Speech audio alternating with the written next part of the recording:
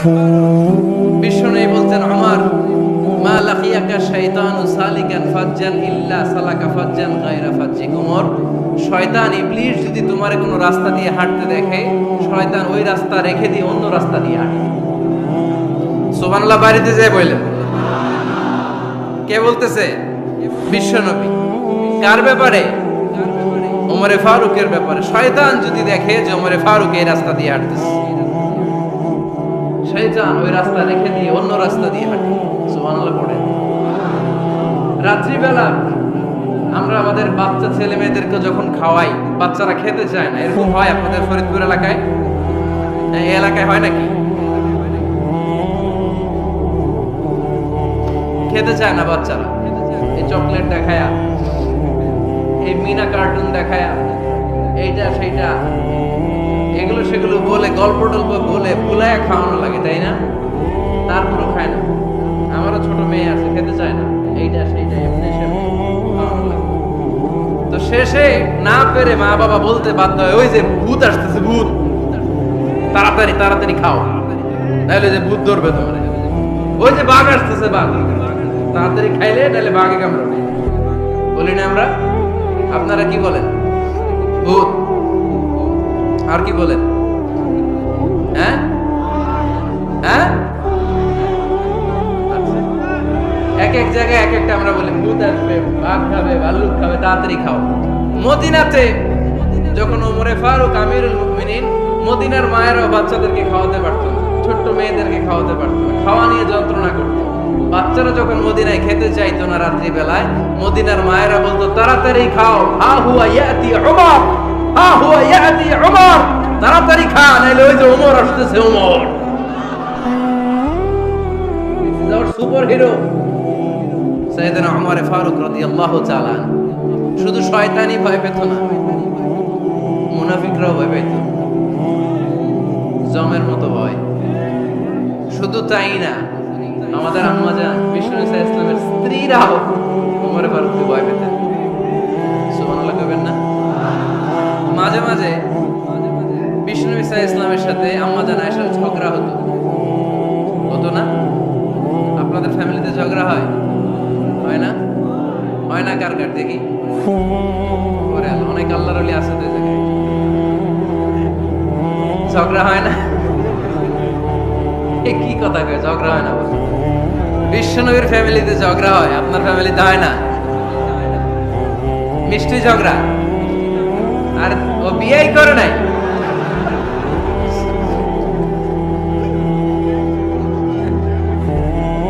ঝগড়া তো হবেই, দাম্পত্য জীবনের মজাটাই তো এখানে।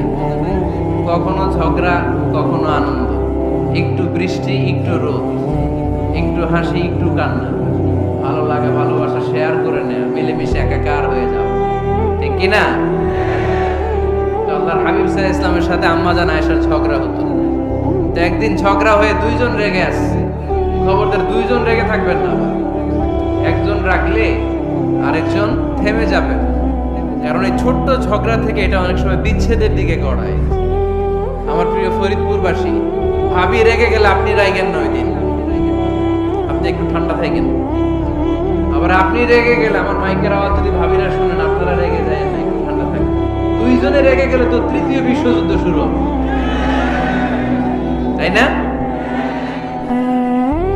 একজন রেগে গেলে আরেকজন ঠান্ডা, কারণ এই সামান্য ঝগড়া থেকে ইগোর কারণে এটা বিচ্ছেদ আর ডিভোর্স পর্যন্ত গড়ায়। আর শয়তান এখানে উস্কানি দেয়, কারণ ইমানদারদের ফ্যামিলি ভাঙতে পারলে শয়তান সবচেয়ে বড় খুশি হয়। আর ইমানদারদের ফ্যামিলি টিকে থাকলে খুশি হয়ে যায় কে? আম্মা জান আয়েশা রাদিয়াল্লাহু তাআলা আনহার সাথে বিষ্ণু সাল্লাল্লাহু আলাইহি ওয়াসাল্লামের ঝগড়া হতো মাঝে মাঝে। একবার ঝগড়া হলো, বিষ্ণু সাল্লাল্লাহু আলাইহি ওয়াসাল্লাম রাগ, আম্মা জান আয়েশাও রাগ। তো বিষ্ণু বললেন, আয়েশা, ঝগড়া করে আর কতক্ষণ থাকবো, আসো মিটমাট করি। আয়েশা রাদিয়াল্লাহু বলেন, ঠিক আছে মিটমাট করি। তো বিষ্ণু সাল্লাল্লাহু আলাইহি ওয়াসাল্লাম বলেন, মিটমাটের জন্য কারে ডাক? ওমরে ডাকি। কয় না, ওমরে না, ওমর গালিজ, ওমর অনেক রাগী, আমার ডর লাগে। কয় তাহলে তোমার আব্বারে ডাকি। কয় ডাকি। কি খুশি! মেয়েদের মধ্যে অভ্যাসটা আছে না নাই? তাহলে তোমার আব্বারা ডাকেন। ডেকে নিয়ে আসা হলো। আবু বকর রাদিয়াল্লাহু তাআলা আনহু দাঁড়ালেন, আম্মা জান আয়েশা দাঁড়ালেন, বিশ্বনবীও দাঁড়ালেন। বিশ্বনবী বললেন, আয়েশা তোমার আব্বা আসছে, এবার ঘটনা খুলে বলার পালা। তুমি বলবা নাকি আমি বলবো? আম্মা জান আয়েশা বললেন, আপনি বলেন, তবে ওয়ালা তাকুল ইল্লা হাক্কান, যেটা ঘটছে ওইটাই বললেন, মিথ্যা কথা কইেন না। আবু বকর রাদিয়াল্লাহু তাআলা রেগে মেগে আগুন, কি এই কথা তুমি কেমন করে বলো? বিশ্বনবীকে মিথ্যা কথা কখনো বলবে? রেগে মেগে দিলেন মেয়ের গালে এক চড়। বানিয়ে বলতেছি না, মুসনাদ আহমদ ইবনে হাম্বলের হাদিস।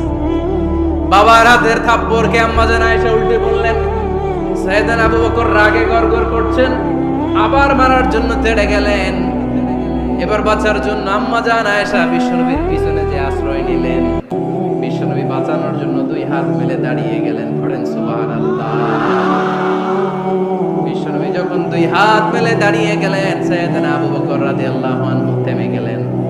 সাইয়েদনা আবু বকর রাদিয়াল্লাহু তাআলা আনহু ঘর থেকে বের হয়ে বারান্দায় দাঁড়ালেন। পড়েন সুবহানাল্লাহ।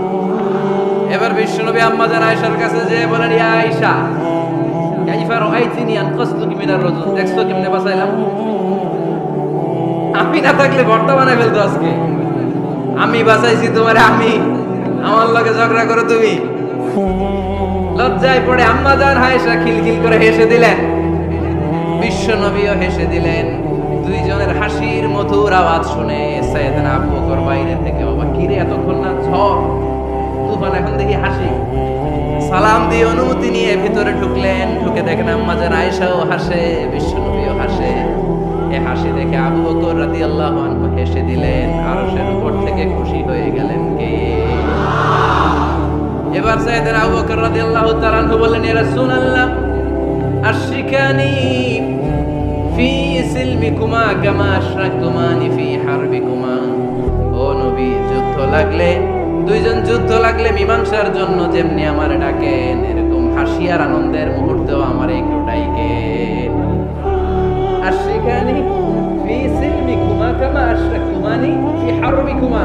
নবী, আপনাদের মধ্যে ঝগড়া লাগলে সন্ধি করার জন্য আমারে যেমনি ডাকেন, আপনাদের হাসি খুশি আনন্দ খুনসুটি এই মজাদার মুহূর্তগুলোতে আমারে বঞ্চিত রাখেন না, আমার একটু ডাকেন। সুবহানাল্লাহ পড়েন। এই মুসনাদ আহমদ ইবনে হাম্বলের হাদিস শোনার উদ্দেশ্য হচ্ছে, বিশ্বনবী প্রথমে ওমরে ফারুকের নাম বলেছিলেন। সাইয়েদনা আয়েশা বললেন, না আমি ডরাই। হাইবা, দিস ইজ কল্ড হাইবাতু উমর।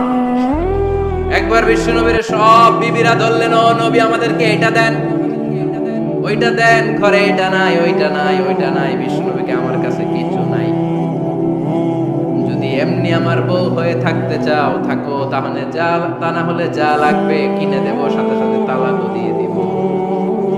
কিছু দিতে পারবো না, আমার নাই তো, সামর্থ্য নাই। কিন্তু বিবিরাও ছাড়া না, এটা দেন ওইটা দেন।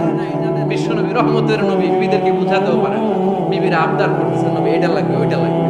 ইন দ্য মিড টাইম বিশ্বনবী একজনের সালাম শুনতে পেলেন। কে যেন দরজায় দাঁড়িয়ে বলতেছে, আসসালামু আলাইকুম। বিশ্বনবী দরজার দিকে তাকালেন, তাকিয়ে বললেন, ওয়ালাইকুম আসসালাম। আর বুঝতে পারলেন এটা আমার ওমরের সালাম। সালাম দেওয়ার পরে বিবিদের দিকে তাকায় দেখে একজন বিবিও নাই, সব অন্দর মহলের ভিতরে দৌড়। সুবহানাল্লাহ পড়তে পারলেন না? This is our super hero Omar. এরকম ওমর একটা লাগবে, চিল্লায় বলেন কয়টা? একটা ওমর গোটা বিশ্বকে সোজা করে দিবে। একটা ওমর সবল আর দুর্বলের সব পার্থক্য দূর করে দিবে। মাজলুমের উপর জালিমের অত্যাচারের অবসান ঘটায় দিবে। গোটা বিশ্বটাকে সাম্য, মৈত্রী, ভালোবাসার ইনসাফ দিয়ে পরিপূর্ণ করে দিবে। সেই ওমরের অপেক্ষায় আমরা। নিজের ছেলেকে ৮০টা বেত মেরেছেন। কয়টা? ৮০টা বেত মেরেছেন। এই ব্যাপারে অনেকগুলো বর্ণনা পাওয়া যায়। সবচেয়ে সহিহ বর্ণনা হচ্ছে মুয়াত্তা ইমাম মালিকের বর্ণনা। ওমর ফারুক রাদিয়াল্লাহু তাআলা আনহুর ছেলে আব্দুর রহমান মারুফুন বিআবি শাহমা ছিলেন মিশরে। ওখানে নাবিজ খেয়েছিলেন। নাবিজ হচ্ছে আরব দেশের লোকেরা দুধের মধ্যে শক্ত খুরমা রাত্রে বেলা ঢেলে দিত। ধীরে ধীরে সারা রাত ওই খুরমার রসটা দুধের সাথে মিশে দুধটা লাল হয়ে যেত। এটারে সকালবেলা খেত, খুব সুস্বাদু। এটাকে বলে নাবিজ। কিন্তু এটা রাতে ভিজাইলে সকালেই খাইতে হয়, রেখে দিলে আবার একটু সমস্যা হয়। এটা অনেকটা তারির মতো হয়ে যায়, মাতলামি চলে আসে। তো ওমরে ফারুকের ছেলে নাবিজ খেয়েছেন, মদ খাননি, নাবিজ, কিন্তু নাবিজ খাওয়াতে সাকরান চলে এসেছে। সাকরান চলে আসাতে এটা যখন প্রমাণিত হয়েছে, আমর ইবনে আস রাদিয়াল্লাহু তাআলা ওনাকে 80 বেত মেরেছেন মিশরে। কয় বেত? নিয়ম হচ্ছে সবার সামনে, কিন্তু সবার সামনে না মেরে একটু গোপনে মেরেছে।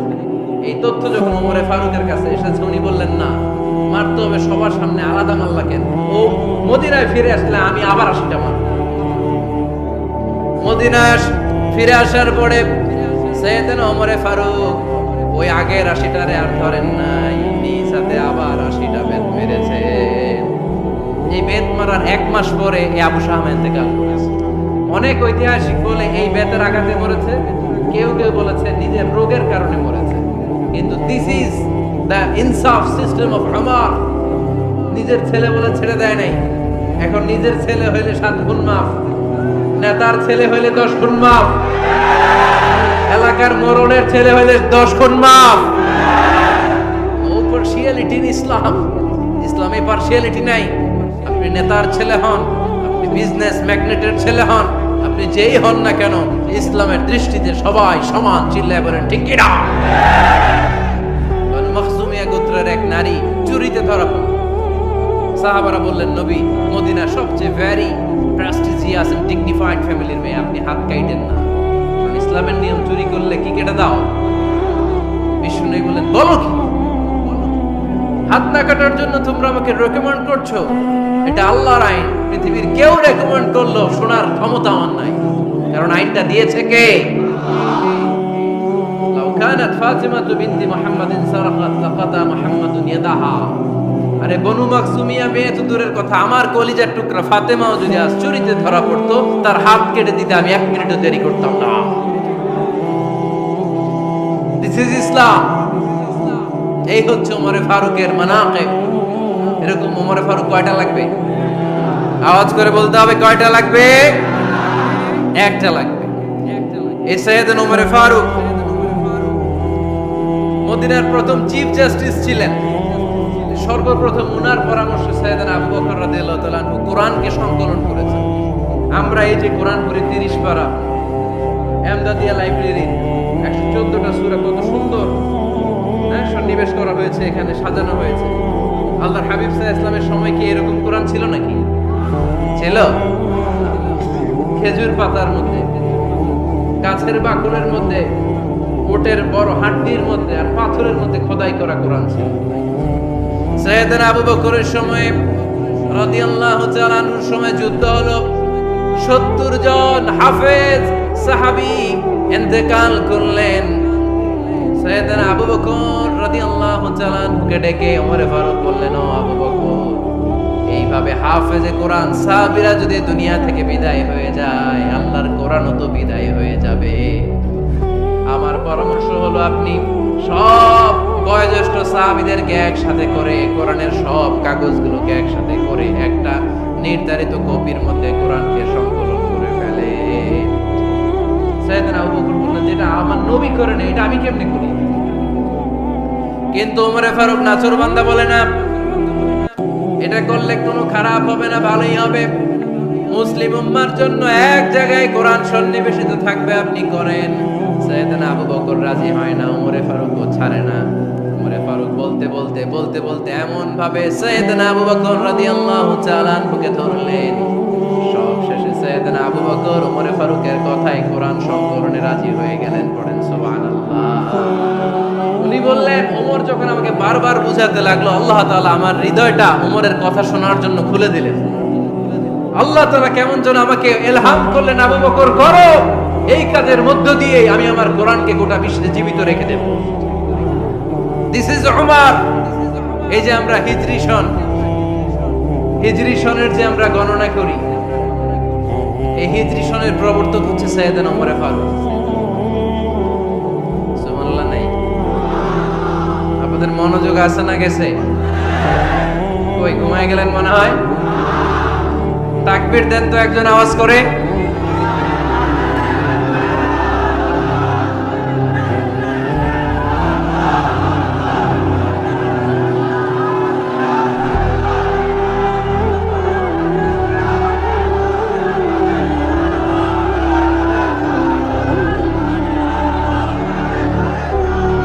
মাশাআল্লাহ মাশাআল্লাহ। বসেন বসেন, এখনই শেষ করে দেব কিছু সময়ের মধ্যে। আমরা একসাথে বিদায় নিব ইনশাআল্লাহ। ওঠা বসা করবেন না, ওঠা বসা করবেন না, বসেন। সাইয়েদনা ওমর ফারুক এই হিজরি সনের গণনা শুরু করেছেন। সাহাবারা বলল, আমিরুল মুমিনিন, খ্রিস্টানদের ঈসাই সন আছে, আমাদের মুসলমানদের কোনো সন নাই। আমাদের একটা সন থাকলে আমাদের জিজিয়া নিতে, আমাদের যাকাতের টাকা উত্তোলন করতে অনেক সুবিধা হবে। ওমর ফারুক বললেন, তাহলে কোন সালকে হিজরি, কোন সালকে মুসলিম সাল হিসেবে আমরা ঘোষণা দিতে পারি? একজন বলল, আমার নবী যেই সালে জন্মগ্রহণ করেছেন ওই সালে। ওমর ফারুক বললেন, না, আমার নবীর জন্ম আমাদের জন্য খুশির দিন, কিন্তু এটা আমাদের জন্য প্রেরণা নয়। প্রেরণা নবীর কাজে, ঠিক কি না? আরো কিছু সাহাবারা বললো, তাহলে যেই সালে আমার নবী ইন্তেকাল করেছে ওইটারে প্রথম সাল ধরেন। ওমর ফারুক বললেন, না, যেদিন তিনি ইন্তেকাল করেছেন এটা আমাদের দুঃখের দিন, এটা আমাদের প্রেরণা নয়। আমাদের প্রেরণা হচ্ছে বিশ্বনবীর ত্যাগ, তিতিক্ষা আর কাজের মধ্য দিয়ে। জোরে কোন ঠিক কি না? ওমর ফারুক বললেন, যেদিন বিশ্বনবী ইসলাম রক্ষায় নিজের মাতৃভূমি ছেড়ে মক্কা থেকে মদিনায় গিয়েছেন ওই দিনটাকে হিজরি প্রথম দিন ধরে আমরা হিজরি সাল গণনা করে শুরু করে দেব। ওইটাই হচ্ছে হিজরি সন। সেখান থেকে হিজরি সনের প্রবর্তন করেছেন সাইয়েদনা ওমর ফারুক রাদিয়াল্লাহু তাআলা।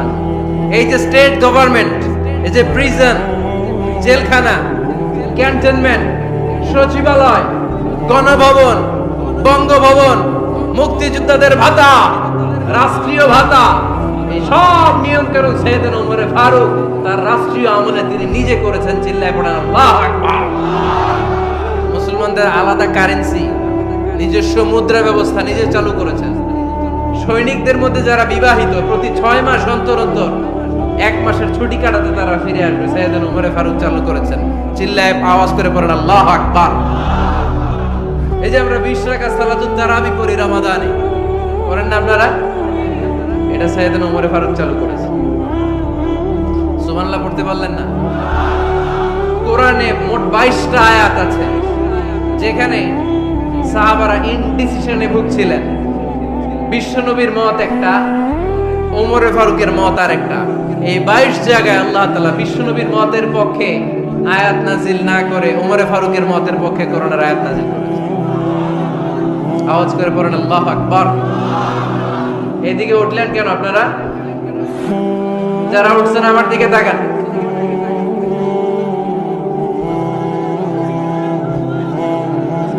কিছু ভিতরে ঢুকতেছে, কিছু বাইরে দিচ্ছে না।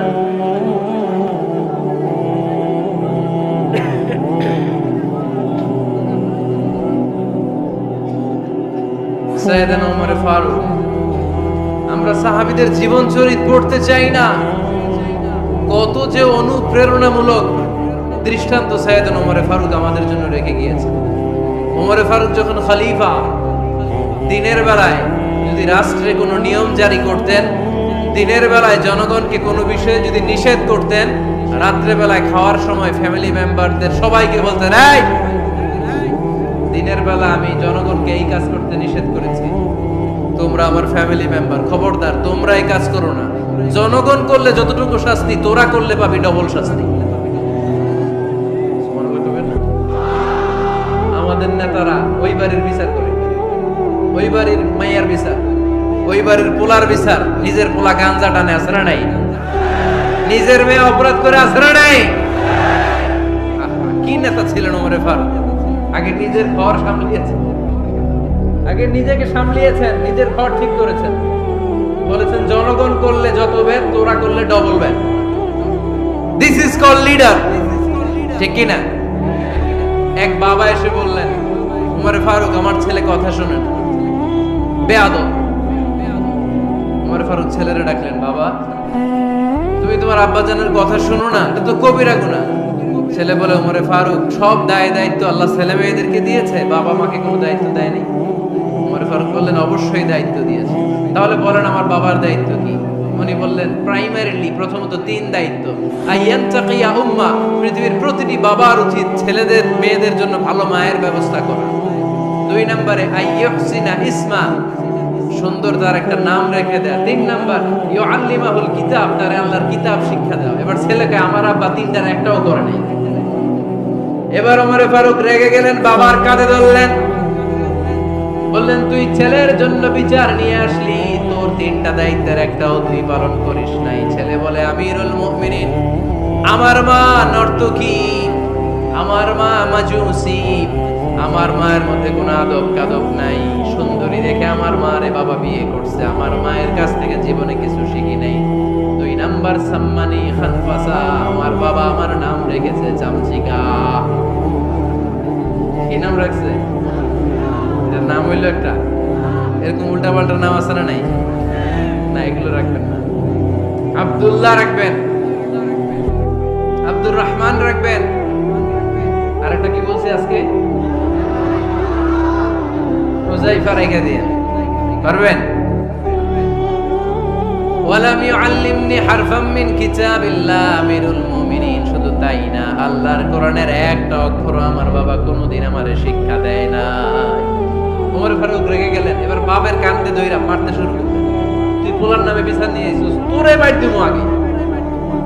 এরকম নেতার দরকার আছে না নাই? মদিনায় এক লোক তার বউরে রাগের চোটে 100 তালাক দিয়ে দিয়েছে।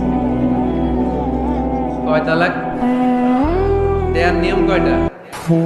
নিচে কয়টা? এবার স্ত্রী কাঁদতে কাঁদতে এসে বলে আমিরুল মুমিনিন দেখেন, আমার স্বামী আমারে দেখে মেঘে 100 তালাক দিচ্ছে। ওমর ফারুক বললেন দইরা নিয়ে এটা নিয়ে আসা হলো। ওমর ফারুক বললেন কয়টা তালাক দিয়েছো? কয় 100টা। কেন দিছো? কয় মাথা গরম আছে। এরকম আছে না? তালাক দেওয়ার সময় সব তালাক, তুই তালাক, তোর মা তালাক, তোর বোন তালাক, সব তালাক। তালাক দিবে ওয়াইফরে, দিতেছে সবাই রে। তো ওমর ফারুক বললেন দিবে 3টা, 100টা দিলা কেন? কয় মেজাজ গরম ছিল। কয় দাঁড়া, তালাক মিন শাআইরিল্লাহ, তালাক হচ্ছে আল্লাহর দেয়া বিধানের একটা নিদর্শন, এটা নিয়ে তুই খামখেয়ালি করলি। আমার রায় শোন, আমার রায় হচ্ছে 3 তালাকে তোর বউ তালাক, বাকি 97 তালাক তোর পিঠের উপরে পড়বে। এরকম বিচারের দরকার আছে না নাই? এরকম দৃষ্টান্তমূলক বিচার যদি বাংলার জমিনে দেয়া হতো, আর কোন নারী ধর্ষিতা হতো, আর কোন নারীকে অ্যাসিড মারা হতো, আর কোন নারী যৌতুকের জন্য কান্না করত? একটা আমল লাগবে, বেশি না। কয়টা লাগবে? তিনি গভর্নর সিস্টেম চালু করেছিলেন, governor system, Islamic state. Bahrain, ইয়ামান, মিসর, কুফা, বসরা, মক্কা, মদিনা, এই 7 জায়গায় 7 জন গভর্নর পাঠিয়েছেন। তাদের থেকে তথ্য নিতেন। এই গভর্নর সিস্টেম উনি বানিয়েছেন। সাইয়েদনা আমর ইবনে আল-আস রাদিয়াল্লাহু তাআলা আনহুকে পাঠিয়েছেন মিশরে। মিশরে একটা দৌড় প্রতিযোগিতা হতো। ওই দৌড় প্রতিযোগিতায় আমর ইবনে আল-আস রাদিয়াল্লাহু তাআলা আনহুর ছেলে অংশগ্রহণ করেছে, কিন্তু এক মিশরি ওই দৌড় প্রতিযোগিতায় চ্যাম্পিয়ন হয়ে গেছে, রানার্স আপ হয়েছে আমর ইবনে আল-আসের ছেলে। এবার মিশরি ফার্স্ট আর গভর্নরের ছেলে সেকেন্ড। রাগের চোটে আমর ইবনে আল-আসের ছেলে ওই মিশরির মাথার মধ্যে কয়েকটা বাড়ি মেরেছে। মিশরি বলে আমার মাল্লা কেন? তুমি খেলাই পারো না, আমার মাল্লা কেন? কয় আনা ইবনুল আকরামিন, আমি গভর্নরের পোলা, আমি যা বলবো এটাই হবে, আমার উপরে কথা নাই। মিশরি ওইখানে আর ঝগড়া বাঁধায় নাই, মনে দুঃখ নিয়ে মদিনায় চলে আসলেন। এসে বললেন আমিরুল মুমিনিন, আপনি আমর ইবনে আল-আস রাদিয়াল্লাহু তাআলা আনহুকে মিশরের গভর্নর বানিয়ে পাঠিয়েছেন। একটা প্রতিযোগিতায় আমি চ্যাম্পিয়ন হয়েছি, ওনার ছেলে হয়েছে রানার আপ। কেন সে চ্যাম্পিয়ন হতে পারে নাই? এই কারণে আমার মাথায় লাঠি দিয়ে 3টা বাড়ি মেরে বিচারটা দিছে কার দরবারে? কথা বুঝেন নাই বোধহয়? ওমর ফারুকের দরবার। ওমর ফারুক বললেন তাই, আগামী বছরের অমুক তারিখ আমি সব গভর্নরদেরকে ডেকে হিসাব নেই, তো ওই দিন তুই থাকবি, পারবি না? মিশরে বলে পারবো, মানে অবশ্যই পারবো। ওই দিন 7 রাজ্য থেকে 7 গভর্নর হাজির, গভর্নরদের ছেলেরাও হাজির, মিশরীয় হাজির। 7 গভর্নরের কাছ থেকে 7 এলাকার খোঁজ খবর নেয়ার পরে ওমরে ফারুক বললেন আইনাল মিসরি, মিশরী লোকটা কই, এদিকে আয়। মিশরী সামনে আসার পরে বলল আমর ইবনে আল-আস, তুমি মিশরের গভর্নর, তোমার ছেলে সহ তুমি আসো। আমর ইবনে আল-আস এসে সামনে বসে রইলেন। এবার বললেন, ও আমর ইবনুল আসের ছেলে, তুমি নাকি ইবনুল আকরামিন গভর্নরের ছেলে, তুমি যা বলবা মিশরে নাকি তাই হবে, তোমার নাকি অনেক দাপট। নিজে একটা লাঠি এনে মিশনের হাতে দিয়ে বললো, এবার তোর মাথায় যতটা মারছে তুই ততটা গুনে গুনে মার, আমি দেখবো। আমর ইবনুল আস দেখবে, আমর ইবনুল আসের ছেলেরে তুই এখানে মার। সে বলতেছে, থাক, আপনি বলছেন এতেই যথেষ্ট, মারা লাগবে না, আমি মাফ করে দিলাম। ওমরে ফারুক বলল, খবরদার, মার, মার ওর মাথার মধ্যে। মিশরি ওমরে ফারুকের ধমক শুনে ভয়ে ভয়ে 3টা বাড়ি মারল। এই বাড়ি মারা দেখেও ওমরে ফারুকের হৃদয় ঠান্ডা হয় নাই। লজ্জায় আমর ইবনুল আস, বয়স হয়ে গিয়েছে সাহাবা, মাথা তো টাক, মাথায় চুল নাই, লজ্জায় মাথাটা হেট হয়ে মাথাটা নিচু করে রেখেছে। এবার রাগের চোটে ওমরে ফারুক বললেন, এবার আমর ইবনুল আসের টাক মাথার মধ্যে একটা মার। কেন ছেলেকে শিক্ষা দিতে পারে নাই? ইয়া আমর ইবনুল আস, মাতা জাআলতুমুন নাস আবিদা, তোমরা কখন মিশরীদেরকে নিজেদের দাস বানায় নিলা? ওয়াকাদ ওয়ালাদাতুম উম্মুহুম আহরারা, আর ওদের মায়েরা তো ওদেরকে স্বাধীন সন্তান হিসেবে প্রসব করেছে। মানুষদের উপর ক্ষমতাগিরি করার জন্য গভর্নর পাঠাই নাই। খবরদার, জনগণ তাদেরকে দেখভাল করার জন্য তোমাদেরকে পাঠানো হয়েছে, তাদের উপর কোন অত্যাচার করার জন্য নয়। চিল্লায় বলেন ঠিক কি না? এরকম নেতা কয়টা লাগবে?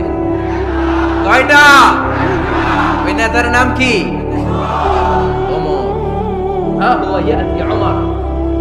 22 জায়গায় বিশ্বনবী কয় একটা, ওমরে ফারুক বলে আরেকটা।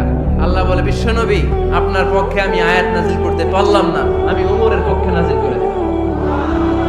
বিশ্বনবী বলতেন, ইন্নালি কুল্লি উম্মাতিন মুহাদ্দাস, সব উম্মতের মধ্যে, সব নবীদের উম্মতের মধ্য থেকে একজন করে আল্লাহ তাকে মুহাদ্দিস বানাতো। মুহাদ্দিস না মুহাদ্দাস। মুহাদ্দাস মানে এমন লোক যিনি যা ভাবতো ওই ভাবনাটাই আল্লাহ আয়াত হিসেবে নাজিল করে দিলেন। বিশ্বনবী বলেন, আমার উম্মতের মধ্যে মুহাদ্দাস হচ্ছে সাইয়েদনা ওমর। মদিনার সবচেয়ে বড় মুনাফিকের নাম আব্দুল্লাহ ইবনে উবাই ইবনে সালুল, সব মুনাফিকদের সরদার। কিন্তু এই মুনাফিকের ছেলেটা হলো পাক্কা ইমানদার। এই ছেলের নাম হলো আব্দুল্লাহ। আওয়াজ করে বলেন, ছেলের নাম কি? আব্দুল্লাহ ইবনে উবাই ইবনে সালুল। মুনাফিক সরদার যখন ইন্তেকাল করলো, সাইয়েদনা আব্দুল্লাহ রাদিয়াল্লাহু তাআলা বিশ্বনবীর কাছে এসে চোখের পানি ছেড়ে ডেকে বলে, নবী আপনিও জানেন, আমিও জানি, মদিনার সবাই জানে আমার আব্বা মুনাফিকদের সরদার, কিন্তু আমার মন তো মানে না, আমার তো পিতা, আমার তো বাবা লাগে, আমার তো মন মানে না। আপনিও জানেন মুনাফিক, আমিও জানি মুনাফিক। নবী আপনার দরবারে কিছু আমি চাই না, আপনার গায়ের একটা জামা দেন, আপনার জামাটা পরিয়ে আমার বাবারে দাফন দিব। এর উসিলায় যদি আমার আব্বারে আল্লাহ মাফ করে দেয়, দয়ার নবী মায়ের নবী জামা খুলে দিয়ে দিলেন। পড়েন সুবহানাল্লাহ। আব্দুল্লাহ রাদিয়াল্লাহু তাআলা আবার আবদার তুললেন, নবী জানি আমার বাবা মুনাফিক, কিন্তু আমার তো বাবা, আপনার দরবারে ফরিয়াদ, আপনি নিজে যে আমার বাবার জানাজার নামাজের ইমামতি করবেন। দয়ার নবী মায়ের নবী জানাজার নামাজে যেতে চাইলেন। ওমরে ফারুক বললেন, নবী না, খবরদার আপনি উবাই ইবনে সালুলের জানাজায় যাবেন না। বিশ্বনবী জোর করে যেতে চাইলেন। সাইয়েদনা ওমরে ফারুক বিশ্বনবীর জামা পেছন থেকে টেনে ধরলেন। আল্লাহু আকবার। টেনে ধরলেন, যাবেন না আপনি। ওমর ফারুকের হাত থেকে হ্যাচকা টান মেরে জুব্বা টান দিয়ে বিশ্বনবী জানাজায় চলে গেলেন। রব্বুল আলামিন আয়াত নাযিল করলেন, ইস্তাগফির লাহুম আও লা তাস্তাগফির লাহুম ওয়া ইন তাস্তাগফির লাহুম ৭০ মাররাতান ফালা ইয়াগফিরাল্লাহু লাহুম। নবী গো, একবার নয়, দুইবার নয়, ৭০ বারও যদি এই মুনাফিকের জন্য আপনি ক্ষমা চান, তার জন্য ক্ষমা নাই, তার জন্য আছে জাহান্নাম। ওয়ালা তাকুম, আপনি যাবেন না আলা কবরি, কখনো তাদের জানাজায় যাবেন না। এই যে একটা ভুল করে ফেলছেন, এটা এইবারই শেষ, এরপরে আর যাবেন না। সাইয়েদনা ওমর ফারুকের পক্ষে আল্লাহ তাআলা কোরআনের আয়াত নাযিল করে দিলেন। চিল্লায় পড়েন আল্লাহু আকবার। এভাবে 22টা জায়গায় ওমর ফারুক যা বলেছে, এটা নিয়ে একটা আলাদা আলোচনা হইতো, আলাদা একটা আলোচনা লাগবে যে 22টা আয়াতে আল্লাহ তাআলা বিশ্বনবীর পক্ষে কোরআনের আয়াত নাযিল না করে সাইয়েদনা ওমর ফারুকের পক্ষে আয়াত নাযিল করেছেন। চিল্লায়ে পড়েন সুবহানাল্লাহ। ওই ওমর ফারুককে আমাদের মডেল বানানোর দরকার আছে না নাই? ওই ওমর ফারুকের জীবনী আমাদের ছেলে মেয়েদেরকে পড়ানোর দরকার আছে না নাই?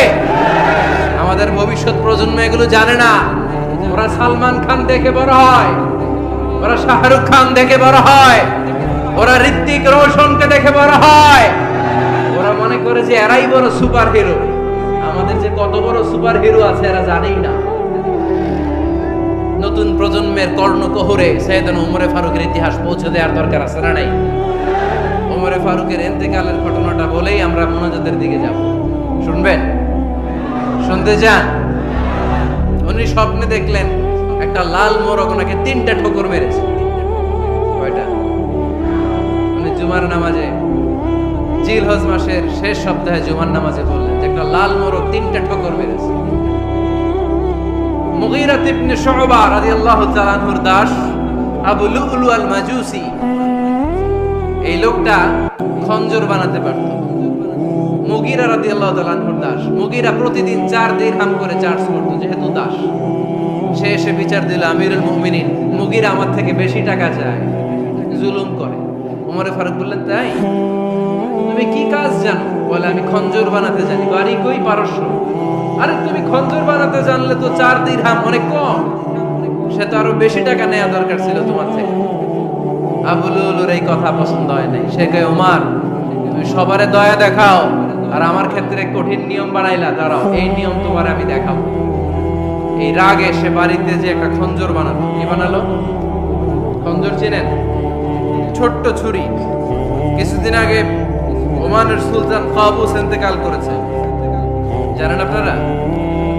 ওনার এই কোমরের মধ্যে খঞ্জর থাকতো, ছবিতে দেখছেন? আরব শায়েখ যারা সুলতান আমির, কোমরে কি থাকে? ছোরা থাকে, খঞ্জর। সে বাসায় যে একটা খঞ্জর বানালো, যে খঞ্জরের 2 মাথা, লাহু রাসান ওয়া মাকবাদাতুহু ফি ওয়াসাতি, আর ধরার হ্যান্ডেলটা মাঝখানে, এদিকেও ছুরি এদিকেও ছুরি, যাতে এইভাবে মারা যায়। সে ধার দিতে লাগলো আর বলল, ওমর দাঁড়াও, তোমার আমি দেখাবো। ওমর ফারুক মসজিদে নববীর ইমাম। ফজরের নামাজের সময় এই আবু লুলু আল মাজুসি বুরনুস পরে, চাদর পরে, লুকিয়ে লুকিয়ে, সে অগ্নি উপাসক, মুমিন নয়।